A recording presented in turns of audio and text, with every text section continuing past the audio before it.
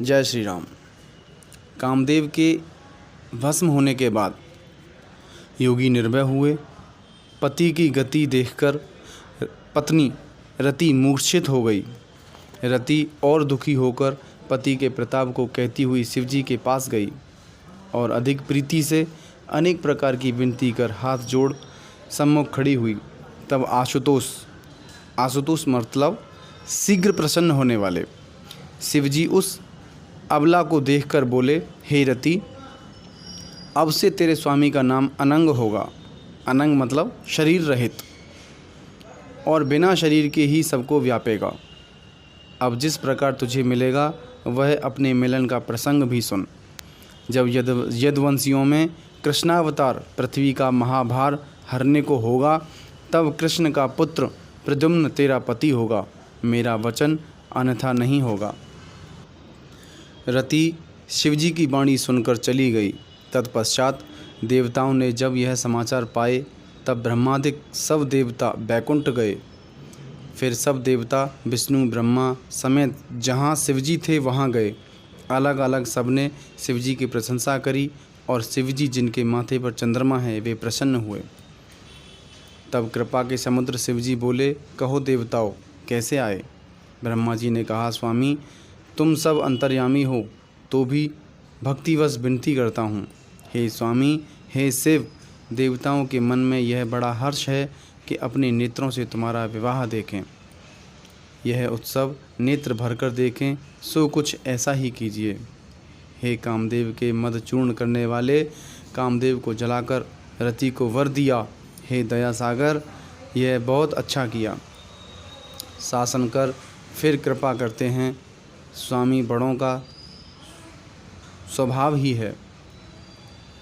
पार्वती ने अपार तप किया है, उसे अब अंगीकार कीजिए। ब्रह्मा जी का वचन सुन भगवान की वाणी स्मरण कर शिवजी ने सुखमान कहा कि ऐसा ही हो। सब देवताओं ने दुंदुभी बजाई और फूल बरसाकर कहा, हे देवताओं, देवताओं के स्वामी, आपकी जय हो। समय जानकर सप्त ऋषि भी वहाँ आए। ब्रह्मा जी ने हिमालय के घर उनको तुरंत भेजा। वे वहाँ गए जहाँ पार्वती थीं और मीठे छलयुक्त वचन बोले। ऋषियों ने कहा, हे पार्वती, जब तुमने हमारा कहना नहीं सुना और पार्वती तुमने नारद जी का उपदेश माना, लो अब तुम्हारा प्रण झूठा हुआ, क्योंकि शिवजी ने कामदेव को भस्म कर दिया है। यह सुनकर पार्वती हंसी हुई बोली, हे मुनिवर, आपने सत्य ही कहा। तुम्हारे जान कामदेव को शिवजी ने जलाया और अब तक शिवजी विकारी रहे, किंतु हमारे जान तो शिवजी सदा योगी हैं, क्योंकि जन्म और माया रहित, दूषण रहित, भोग रहित हैं। जो मैंने ऐसा जानकर शिवजी की सेवा की है प्रीति समेत कर्म, मन, वाणी से, तो हे मुनीश्वरों, हमारी प्रतिज्ञा सुनो। कृपा के समुद्र शिवजी पूर्ण करेंगे। तुमने जो कहा कि शिवजी ने कामदेव को जलाया, सो यह तुम्हारा बड़ा अज्ञान है। हे महात्माओं, अग्नि का सहज स्वभाव है कि उसके निकट कभी ठंड नहीं जा सकती, सो ठंड निकट जाने से निश्चय नाश हो जाती है। इसी प्रकार कामदेव शिवजी के निकट हैं, उनके पास जाने से नष्ट हो गया है। मुनीश्वर पार्वती की वार्ता सुनकर हृदय में प्रसन्न हुए। पार्वती को सिर नवाकर चले और हिमालय के पास गए।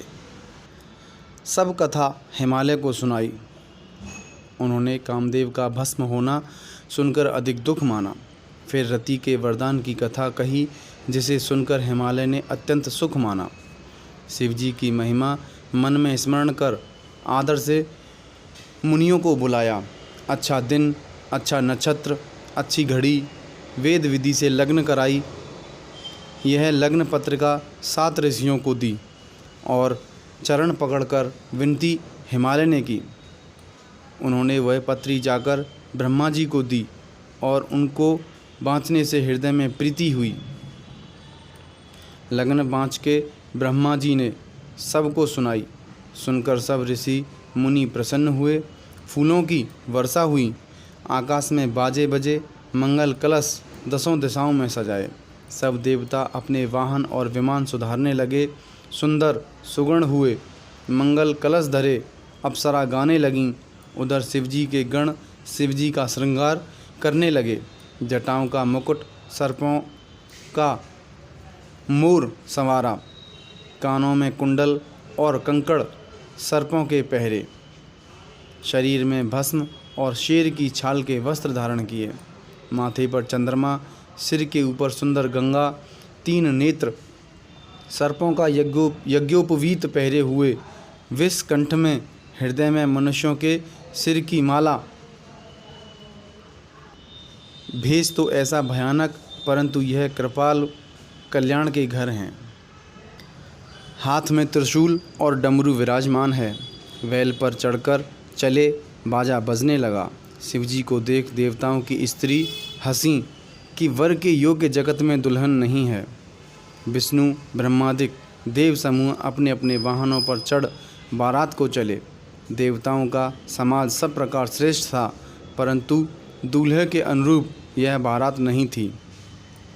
तब विष्णु भगवान सब दिशाओं के देवताओं को बुला हंसकर कहा कि सब अपने अपने समाज सहित अलग अलग होकर चलो। वर के अनुसार बारात नहीं है, क्या पराईपुर में जाकर हंसी कराओगे? विष्णु भगवान के वचन सुन देवता हंसे और अपनी अपनी सेना सहित अलग अलग हो गए। मन ही मन शिवजी मुस्कुराए कि नारायण के हास्य रस के वचन नहीं जाते। भगवान के अधिक प्यारे वचन सुनकर शिवजी ने अपनी भृंगी बजाकर सब गणों को बुलाया। शिवजी की आज्ञा सुनकर सब आए और शिवजी के चरण कमल में उन्होंने सिर नवाया। अनेक प्रकार के वाहन, विविध प्रकार के भेष का जब शिवजी ने अपना समाज देखा तो प्रसन्न हुए। किसी के मुख की नहीं, किसी के बहुत सुख, किसी के हाथ पैर ही न थे, किसी के बहुत हाथ बहुत पैर, किसी के बहुत नेत्र, किसी के एक भी नहीं। कोई बड़ा मोटा ताज़ा, कोई बड़ा दुबला पतला, कोई दुर्बल, कोई बलवान, कोई पवित्र, कोई अपवित्र, शरीर धारण किए हुए, गहने बड़े तीक्ष्ण, हाथों में खोपड़ी जिसमें रुधिर भरा और शरीर में भी लिपटा हुआ, गधे, कुत्ते, सूकर, गीदड़ के मुख वाले गणों के अनगिनत भेष कौन गिने।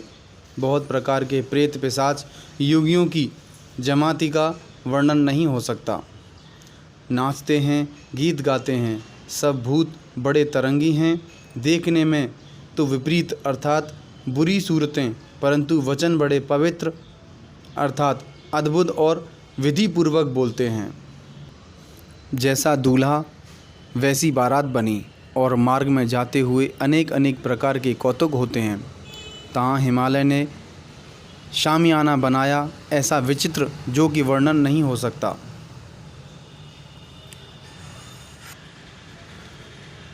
वहाँ सब पर्वत हैं, जगत में छोटे बड़े जो वर्णे नहीं जाते।